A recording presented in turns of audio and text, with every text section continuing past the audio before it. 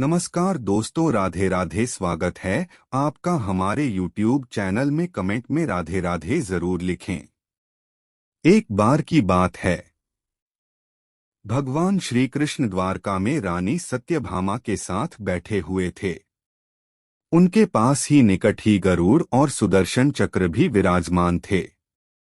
तभी कोई बात ऐसी छिड़ गई कि रानी सत्यभामा ने श्री कृष्ण से प्रश्न किया कि प्रभु, त्रेतायुग में आपने राम के रूप में अवतार लिया था। सीता आपकी पत्नी थीं, लेकिन क्या वे मुझसे भी अधिक रूपवान थीं? भगवान श्री कृष्ण समझ गए कि रानी सत्यभामा को अपने सुंदरता पर अभिमान हो गया है।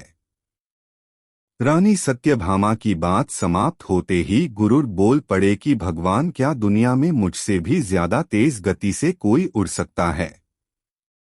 इसके बाद सुदर्शन चक्र का भी अहंकार जाग गया और वे भी बोले पड़े कि प्रभु, क्या संसार में मुझसे भी शक्तिशाली कोई है? श्री कृष्ण समझ गए कि इन तीनों को अपने ऊपर अहंकार हो गया है।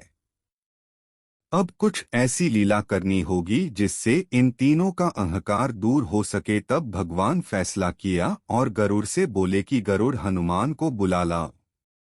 उनसे कहना कि भगवान राम माता सीता के साथ उनकी प्रतीक्षा कर रहे हैं।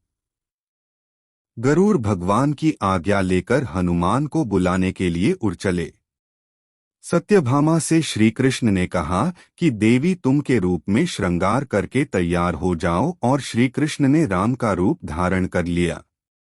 भगवान श्री कृष्ण ने सुदर्शन चक्र से कहा कि तुम महल के प्रवेश द्वार पर पहरा दो, और जब तक वे स्वयं किसी को न बुलाएं तब तक किसी को महल में प्रवेश न करने दें।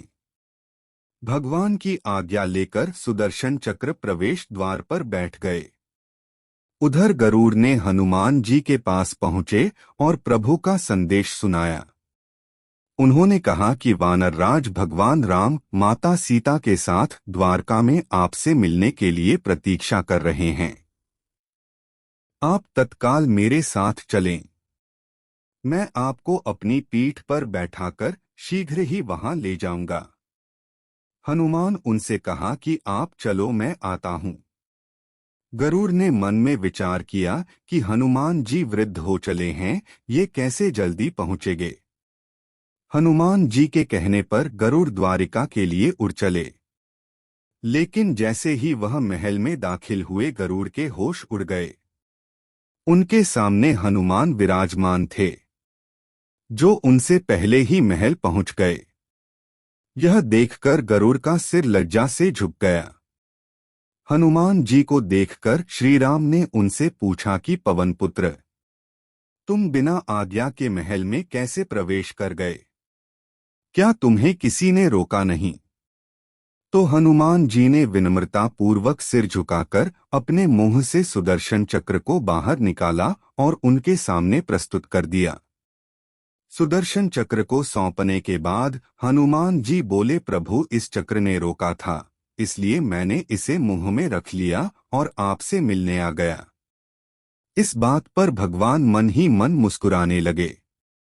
हनुमान जी यहीं पर नहीं रुके। उन्होंने प्रभु से कहा कि आज आपने माता सीता के स्थान पर किस दासी को इतना सम्मान दे दिया कि वह आपके साथ सिंहासन पर विराजमान है। इतना सुनकर रानी सत्यभामा का अहंकार दूर हो गया। इस प्रकार भगवान श्री कृष्ण ने एक बार में ही तीनों का अहंकार समाप्त कर दिया। तीनों भगवान के सामने लज्जित अवस्था में थे। सभी ने प्रभु से माफी मांगी और उन्हें बात समझ में आ गई।